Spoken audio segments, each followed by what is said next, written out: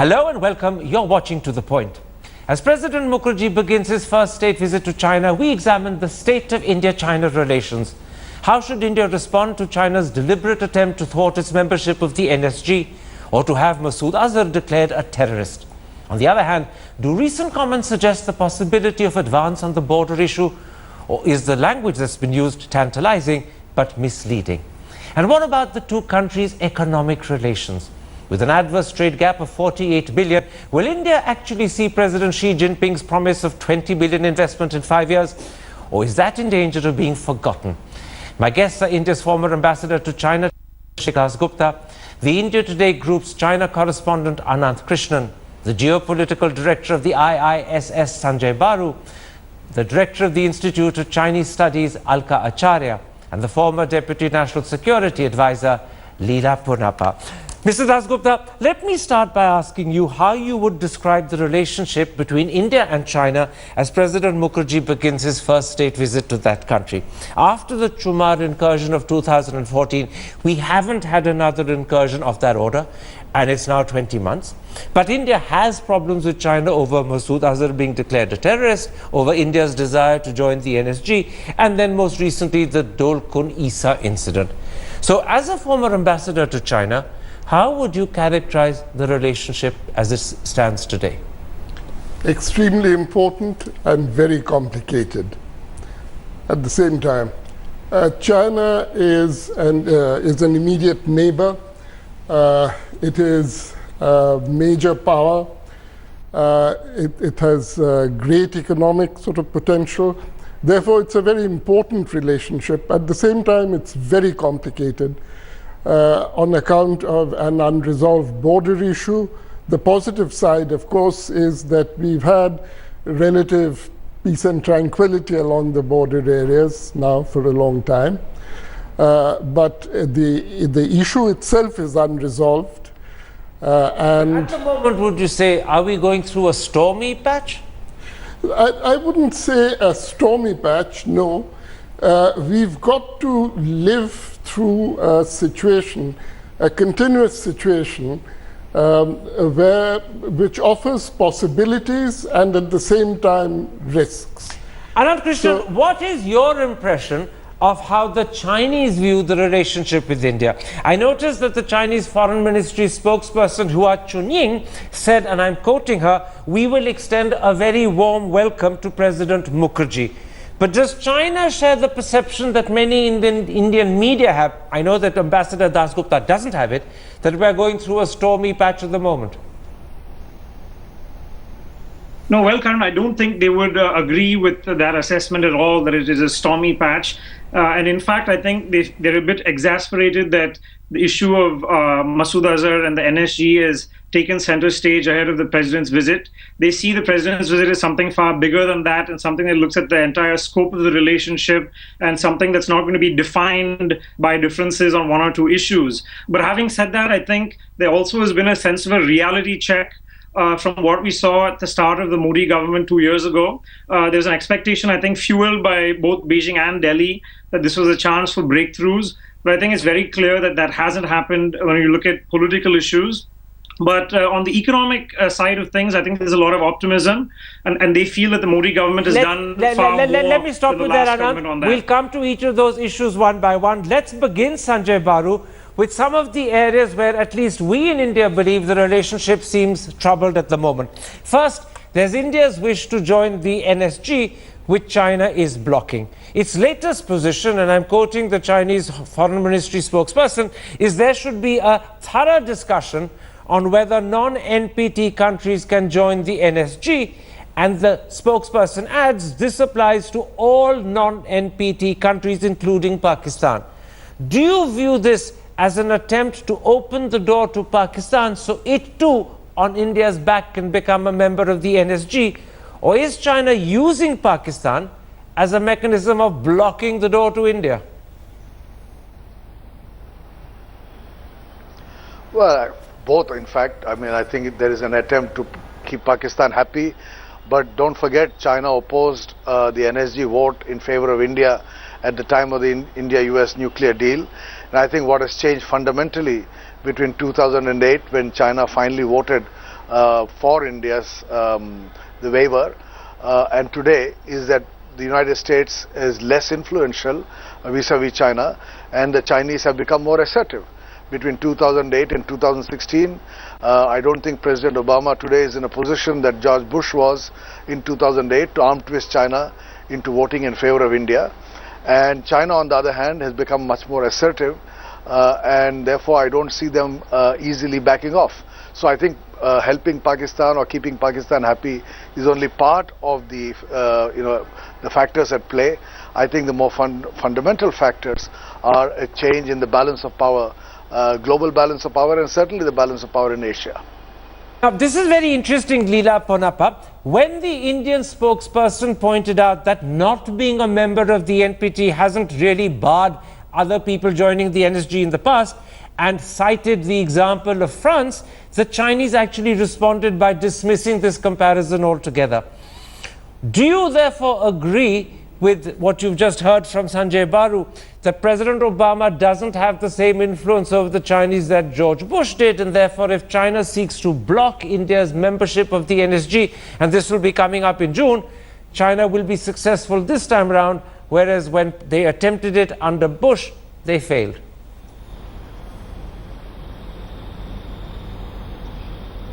Well, I think it really depends on how active the United States becomes in pushing India's membership of the NSG, and the kind of energy it exerts in developing the consensus that they did at the time of the NSG waiver on the 123 agreement.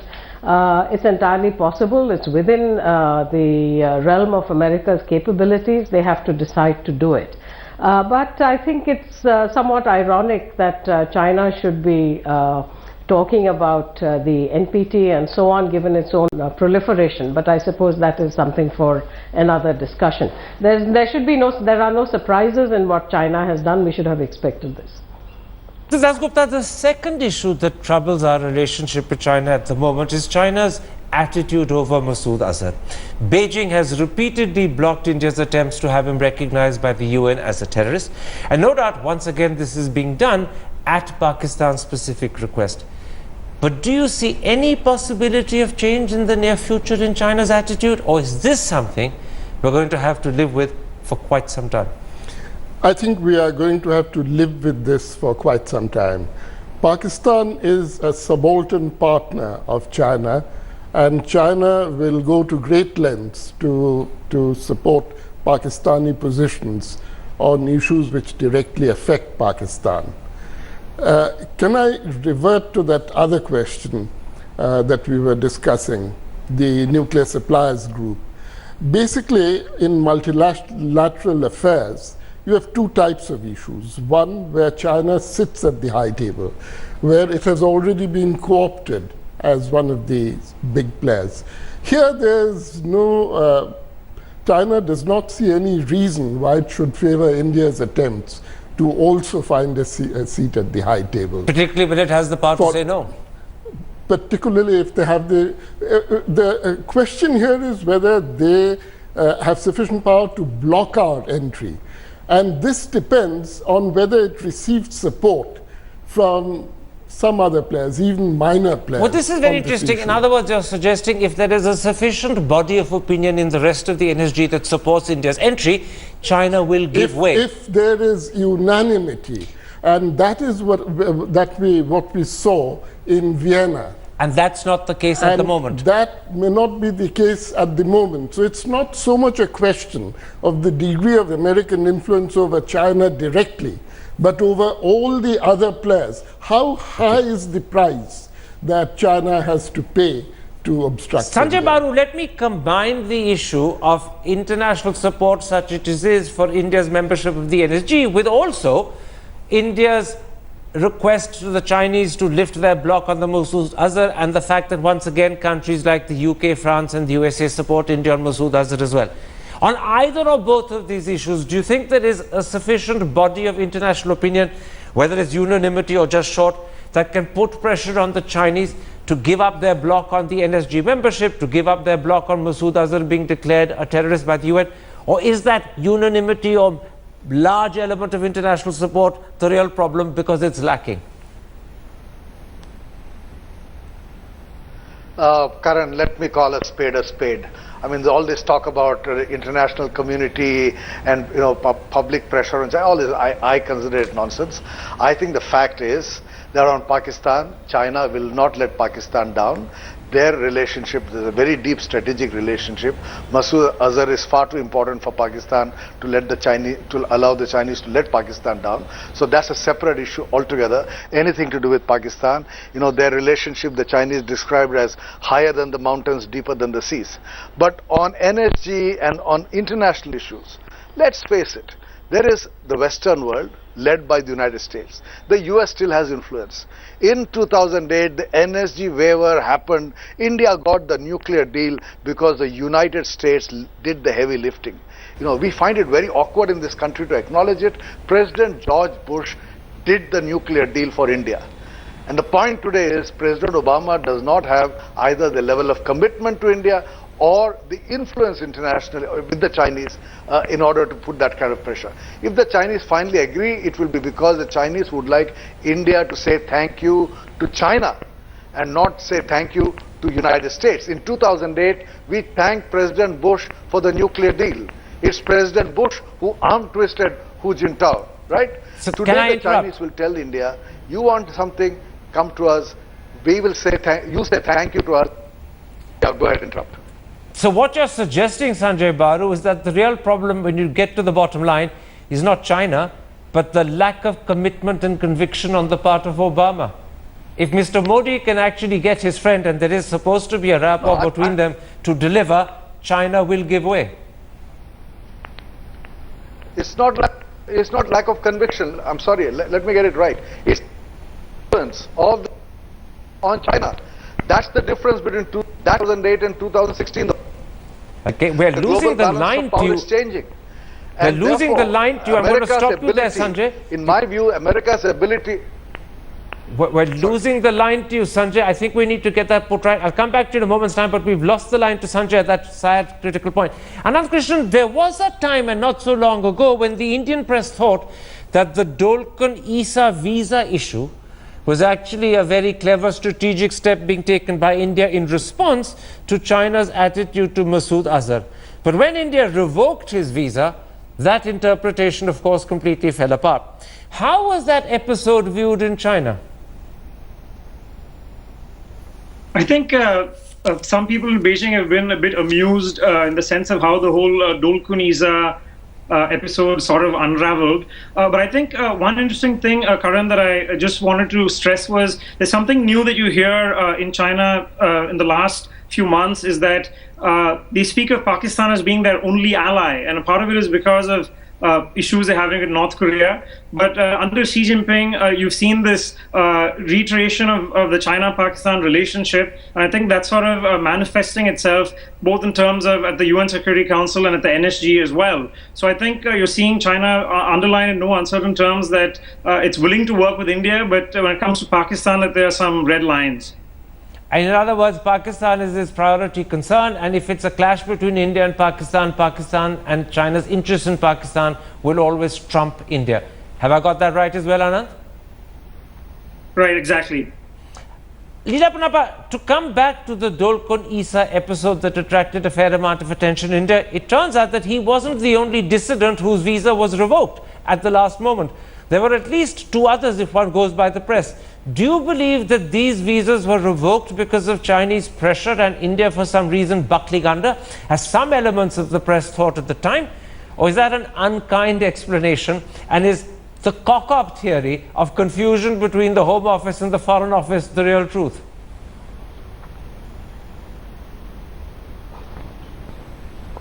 I believe the cock-up was within the Home Office itself, from what I have heard. But it was certainly a case of India buckling under. I think it has manifested itself in many areas where the thinking within the Indian establishment, and this goes across the board because it isn't just the Foreign Office that is involved or always consulted, I might add, that you sort of anticipate, the establishment tries to anticipate how China would react, and sometimes the conditioning goes so deep that they act even when there would be no need for them to act in that particular kind of manner. And I believe the Dolkun Isa case was one such incident. It would have been good if it were not revoked, and certainly not the other two individuals also, but I think we botched it. Let's come, Mr. Dasgupta, to the long-standing border dispute. It's been rankling and troubling the relationship since the 50s. I noticed an interesting development, however. After President Mukherjee told the Chinese media, and I'm quoting him, that India wanted a fair, reasonable and mutually acceptable settlement, the Chinese Foreign Ministry spokesperson said, and again I'm quoting her, China is ready to work with India to accelerate negotiations and resolve this historic issue at an early date. Now, you've been ambassador. You know the sort of comments our president makes, and you know how to understand the comments we hear from the Chinese. Is this just rhetoric, or is there a sign that some sort of movement is possible, even if we don't know what and when and how? No, I don't believe that you're going to see a breakthrough in the near future.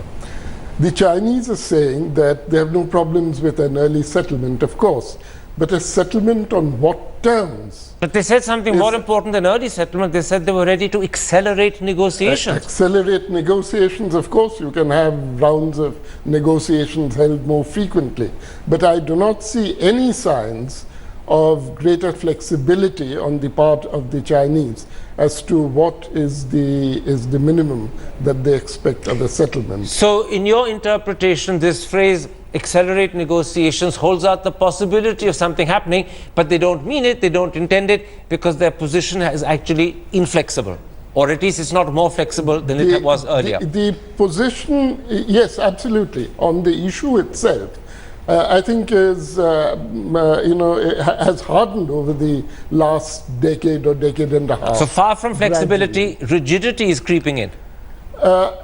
More assertiveness. Let me bring you in on this critical question, Anand Krishnan, because you're sitting there, you know what people in Beijing think. I'm sure you've talked to them, whether it's on record or behind the scenes. What do the Chinese mean when their spokesperson talked about being ready to accelerate negotiations? Well, Karan, it's interesting because they've been saying that, I think, for the last year and a half. So it is relatively new. But the sense that we got from Chinese officials after the last round of talks was that it's still definitely stalemated.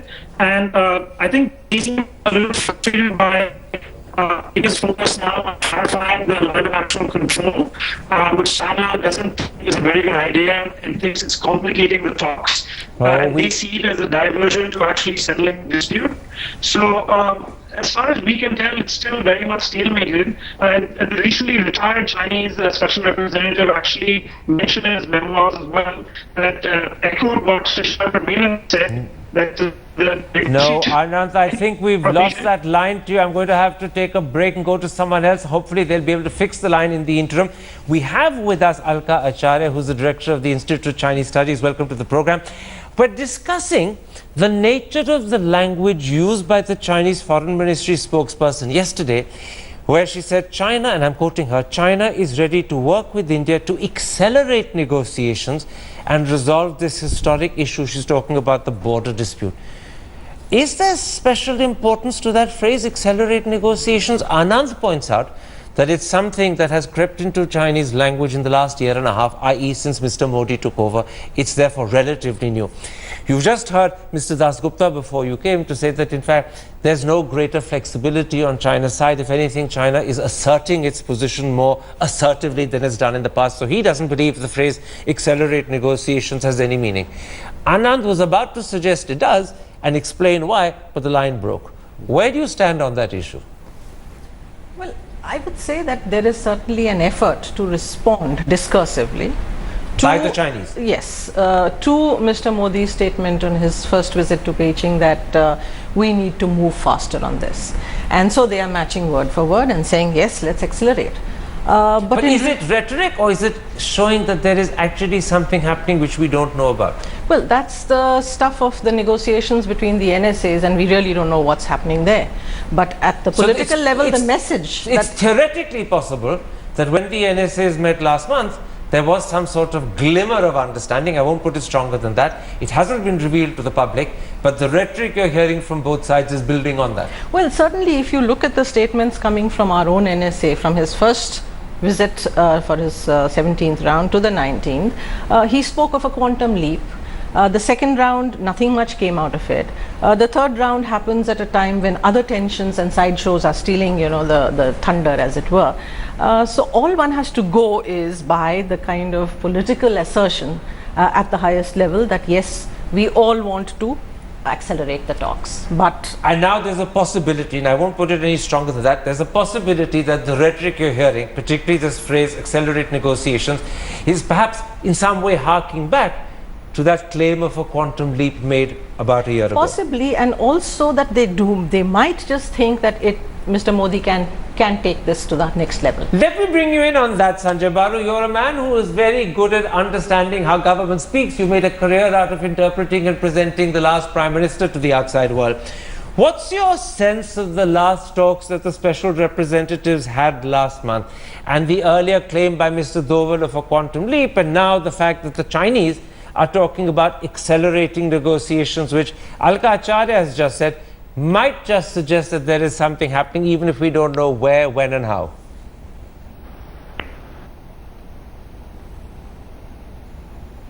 I share the testimony that China had the incentive.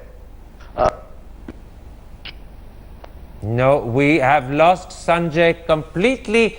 I don't want to read his lips, but I sort of thought he was saying that I agree with Alka Acharya completely, but I might be completely wrong, because beyond the initial sound, I'm really just interpreting what he said. We're going to take... Welcome back. You're watching To The Point, and we're discussing India-China relations as President Mukherjee begins his first state visit to China.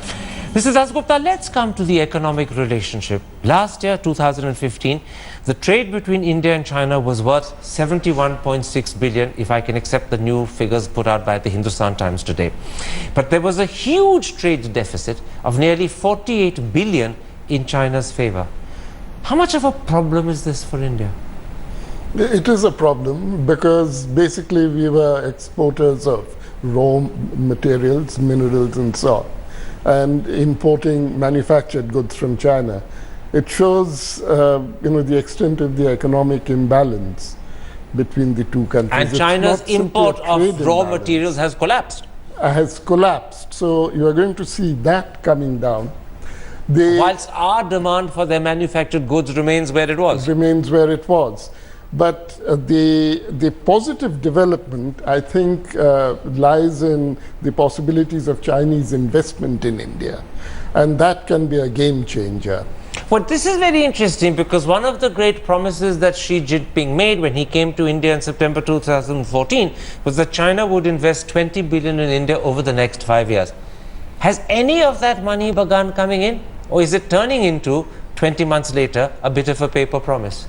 But these are MOUs. I don't think the figures should be taken at face value. But has any money come in from China in the last 20 months? Possibly. I'm not very sure. I couldn't say. But I think there has been some Chinese investments in the telecommunication sector, isn't it? I thought we had huge problems about accepting Huawei in the telecommunication sector because of security concerns. Let me bring you in on that, Alka Acharya. The reason I'm sounding a note of skepticism about that 20 billion is because for the 10 years preceding September 2014, when Xi Jinping made that promise of 20 billion in 5 years, the actual total Chinese investment was, I'm told, $400 million full stop. Now, if we haven't even seen much money coming in since that promise of 20 billion was made, because no one can remember what it is that's come in, then how good is that promise? Well, the point really is not that they are making promises. The point is how quickly are we clearing the ground for accepting that investment. After all, if you look at... Are we the obstacle? Yes, I would say that there are many structural changes that have to be brought about, many rules and regulations that have to be taken up and implemented before you can start accepting. So in other words, our structural problems are acting as a barrier to China's wish to invest. Yes, And so in this instance, we are our own worst enemy. Absolutely, because if you look at it, one, China's record elsewhere, plus it's not just China specific. I think other investment also is coming in at a very, very slow pace. Let me bring you in on that particular point, Anand. What is the Chinese areas where they are interested in investing in India? And are you aware of the sort of problems that they feel they are facing which is putting them off? Well, Karan, I just wanted to point out that actually numbers that came out today in the Chinese press say that in 2015 alone, there was $870 million of Chinese investment, which is not a big figure in of itself. But as you pointed out, it's double what we've had to date. So in 2015 alone, we've had double what we've seen in the last decade. So I think it's certainly look at two new deals, and they work out to a couple of $1 billion. China's biggest construction company, the Sani Group, and the biggest real estate company, the Wanda Group in Haryana. So I think there certainly is intent, and they are putting money in, and I think 2015 was the start of that. And I have no doubt, speaking to Chinese investors here, that the next 2 years, 3 years, we're going to see that number possibly even double. I think some of the biggest areas they're focusing on is developing industrial parks, because when it comes to high-speed trains, they feel they've been kept out. But they actually, there's a sense that the Narendra Modi government has been far more welcoming than the UPA government was, because the Home Ministry has recently cleared 19 Chinese companies which were sort of barred on security restrictions. Okay. So I think there's a lot of optimism. This is probably the one bright spot. Leela Panappa, when Mr. Modi went to Japan and the Japanese promised to invest 35 billion, he immediately announced that he would set up a special cell or a special section in his prime ministerial office to clear Japan's proposed investments. Nothing of the sort was done, or at least spoken of, when the Chinese committed 20 billion to our country. Do you think we need to take a similar step to help the Chinese and clear the way for their investment? And secondly, do we need to rethink the security concerns that our system keeps throwing up when the Chinese want to invest? Can you give me an answer to both of those? Thank you, Karan. Yes, I'd like to address both these and a few things. Just harking back to the earlier discussion with regard to the border, I think we need to take a look at the bigger picture. Can I ask you to not go back to the border? Leela Panappa, we don't have time to go back to the border. Can you leave the border and skip it? All right. Carry on with coming this. Coming to your economic questions. Okay, coming to your economic questions, I think the economic relationship has two areas, two dimensions. One is where the action lies with India, and the other where the action lies with China. On trade, in certain areas, India has been extremely indulgent and welcoming of China, to the point of actually disfavoring its own manufacturers and so on. And here I have in mind the kind of policies and tariffs that we had with regard to power equipment. Now, on investment, I think China's record on investment, not just in India, but in Southeast Asia as well, has generally been cautious. China is a cautious investor. It does not rush in. Recently, it has expressed an interest in infrastructure. You rightly mentioned telecom. And yes, there are security concerns, not just in India, but elsewhere in the world as well. In many of the other countries where a company like Huawei or ZTE is active. So I don't think we should minimize these concerns, while of course trying to see where the balance of interest lies in terms of what we can do. Okay. I do not believe all the constraints lie on the Indian side. On trade, for example, there are many Indian products which are denied market access in China. There is great opacity with regard to China's trade policies. Okay. So it's not exactly as one-sided as it has been made out to be. Certainly, I mean, we are at a stage now where even religious icons in India are being made in China. I think the Indian public needs to be aware of this. And I think we need to see I don't see particularly why the Indian public needs to be aware of it. If the Chinese make our religious icons and make them better and cheaper than us, good luck for the Chinese. I mean, that's Chinese excellence. If we can't make our own icons ourselves, there's something wrong with us as a manufacturing country. But let me come back and put to you this point that you heard Anand making. And he said this has only been revealed in the Chinese press today, and therefore this must be literally top of the press news. So they have invested $870 million in the last year, that is to say 2015. And that is more than double what they've done in the preceding 10 years. Does that suggest that A, this window of Chinese investment is opening and we could see more and more? And secondly, does it suggest that in fact the Modi government is finding practical ways of getting over the obstacles that the Chinese sensed blocked their investment up till now? No, I think it shows a positive trend. But the reason behind that are the changes that are taking place in the Chinese economy. The Chinese economy is slowing down. Therefore, there's an incentive to invest abroad. That is what explains, for example, the OBOR. And that is why I see some hope in the future of Chinese investments in India. It's not anything great that we've done to facilitate. And therefore you're also suggesting by corollary that even if a lot is not done to remove the obstacles, the Chinese could still carry on investing in large numbers because opportunities in their country are diminishing and they need to find investment opportunities abroad, and India is a logical place to look. Yes, but that does not justify many of the unreasonable restrictions. For example, regarding our visa policy for Chinese businessmen, or inviting Chinese participants to seminars and conferences in India. And would you also say that the security concerns we raise, Huawei is one of the companies from China that has faced them in India to its detriment, are they exaggerated? No, I don't know about that. There are some very genuine security concerns. Having said that, some of the Home Ministry regulations concerning business visas, for example, are completely rational, or invitations to Chinese scholars, etc., to participate in seminars. So those are hang-ups we have to get over. Absolutely. What about the flip side? India often feels that there is denied access to our exports, particularly pharmaceuticals and, of course, services. What sort of problems do the Chinese create that ensure that our exports, and services and pharmaceuticals are two great exports for us, get actually checked or at least denied easy access?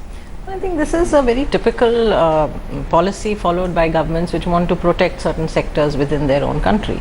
Call it a kind of a protectionist measure, that you do not allow those sectors to come in or those kind of goods to come in which will destabilize your own domestic manufacturing there or your own domestic producers. So I think we have to break it down. We have to drive a hard bargain. If they are interested in our market, we have to push for demanding that they open up sectors. What is the club or leverage in our hands that we could use and you're suggesting we're not using? I think we need to give them greater access. Yes. So we have to condition this access to our access. So in other words, we have to say to them, we're willing to open the door a lot wider and we're prepared to do it fairly quickly, but there's a condition, you have to open your door. Absolutely. Who's doing that? See, one is this, that these legitimate security concerns that are raised. Now, I find it very difficult that all the countries which have greater problems with China, particularly among the West, seem to have gotten over these security issues. I mean, the UK, for instance, has opened up far many more sectors which are considered very sensitive in this country. Is the memory and hangover of 1962 the problem? Of course it is. It is? It is. And so we exaggerate security concerns to the point at which they become obstacles and end up denying us the investment that otherwise we're constantly seeking. No, I won't say exaggerate. I would say that our ability to rationalize the threat from China to reasonable proportions is somewhat missing. Let me briefly, in the time left, move on beyond the economics. I want to ask you something about India's wider politics, Leader Punappa. How does China view India's growing and improving relationship with America, with Japan and Australia, and all of those were at one point or another personal initiatives that Mr. Modi has taken?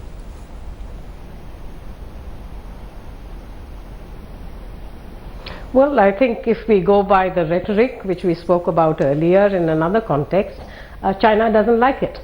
And it has been fairly consistent over the years in trying to either dismiss India's growing equation with the United States or to express its unhappiness with it, despite China's own very, very intensive engagement with the United States. So in terms of the totality of the picture, China would not want to see India well placed in terms of its strategic engagement with countries that China considers, shall I say, not necessarily antagonists as such, but certainly countries that do not entirely fall under the Chinese pressures or influence up to or beyond a point. So China would be unhappy with that. It would like to see India constrained to focus within its immediate neighborhood and not reach out beyond and become a major player in the Asia-Pacific or the Indo-Pacific, which incidentally is a concept that they have opposed. Anand Krishnan, if you're back, and I hope you are, because I can see you on screen and I'm assuming therefore that the line is once again clear. Very quickly, an issue that India has made quite a bit of is China's role in POK and in particular the presence of Chinese troops. But these are objections we've raised several times, and China clearly is not going to call off or even scale down its proposed $46 billion investment there. That's critical to China's economic and strategic future. So how do people in Beijing respond to the repeated objections India keeps making? Well, Karan, they've been saying the same thing for quite a while, which is that these are purely commercial projects. And so the POK issue is something for India and Pakistan to solve. And finally, if it comes to you, well, we're happy to build these projects on what would be your territory as well. But of course, that's something that India finds very difficult to accept, which is why India hasn't endorsed the One Belt, One Road plan. But India's response has been to sort of step up what it's doing in the South China Sea. And this, of course, has put China in a somewhat awkward position. So Beijing actually has been quiet about it and hasn't been vocal about objecting to what India is doing. And that's in part because India has been so upset about what's happening in POK. Very quickly on that, and this will have to be the last question. Do you accept that point? That our oil exploration on Vietnamese alleged territory in the South China Sea, which China claims as its own, is actually somehow an effective counter that is causing a wee bit of concern? No, I don't think so. Actually, the oil well which we started was one of the first ones which the Chinese claimed to be within their territorial waters.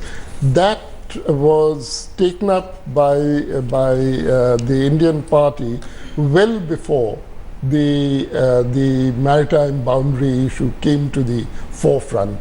And later, since it was not a particularly fruitful oil field, we lost interest in. So now when we resume interest in it, that's purely for strategic reasons and nothing more. No, I don't think that that India has ever played a strategic game in this area. No. So the media is putting a spin on it that maybe the Foreign Office hasn't intended.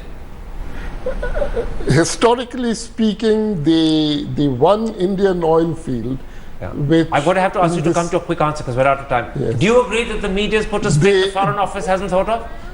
I'm not saying that at all. I don't say the Foreign Office thought of that in the first place. The thing is that the oil field was taken up before the issue became a critical issue. So politics did not play a part in that investment. Absolutely. And if politics is now being involved in that issue, it's someone else as an interpreter doing it, not something that the Foreign Office intended. In other words, it could be media interpretation or media spin. Very quickly, in 10 seconds. And I think the spin out here is that we are only interested in zero-sum calculations. There is just no effort to look at cooperative frameworks. You win there, I lose there, you lose there, I win here. That's all that seems to be happening. Which reminds me of Gandhi's phrase, this is a sort of economic, an eye for an eye and a tooth for a tooth, and we're both going to end up blind and toothless. Can you see any framework here which is talking in terms of win-win? On that rather somber thought, we're going to have to end this particular episode. My thanks to both of you for coming to the studio. My thanks to all my other guests, and my apologies in particular to Sanjay Baru as well as to Anand Krishnan for the problems that we had with their connections. I'm afraid technology has not lived up to its promise. Sometimes technology can offer more than it actually delivers, and tonight was clearly an example of that. If you have been, thanks for watching. Goodbye. Good night.